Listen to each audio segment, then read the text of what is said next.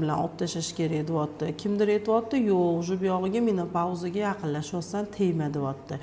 Endi bu matkani xirurgicheskiy metod bilan olib tashlashga, umuman ekstrapatsiyaga yoki bo'lmasam bu matkani qoldirishga kimnidir fikri bilan bo'ladigan ish emas-da, bu yo'q sizni xohishingizga qarab qilinadigan ish emas. Miyomali tekshiriladi.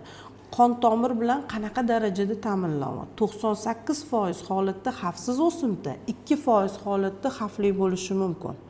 Qon tomir bilan ta'minlanishi bilan razmeri katta bo'lib ketib, qo'shni a'zolarni ezishi boshlaydi. Siydik qopida, quvuq sohasida og'riqlar, belgi og'riqlar yoki bo'lmasam ich kelishida muammolar, mana shunaqa holatlar bo'lsa, endi lekin unaqa katta obrazovание men ko'rmadim, hali qo'shni a'zolarni ezadigan darajada. Sababsiz qon ketish holatlari bo'lsa. Men sizdan bitta qondan analiz olib tekshiramiz. Agar o'sha analizingiz yaxshi chiqsa, o'zi qilganimizda, Doppler qilganimizda qon tomirlari hammasi joyida turgan bo'lsa, unaqa ko'p qon tomir oziqlantirmayotgan bo'lsa, demak biz уже bunga tegmaymiz, naблюдение qilamiz. Lecheniyani yozib beraman, xavfsiz. Men hozir bu yerda ko'ryapman, ekstrapatsiyaga men показания hozircha ko'rganim yo'q. Endi diagnostika qilib bitta xulosaga kelamiz.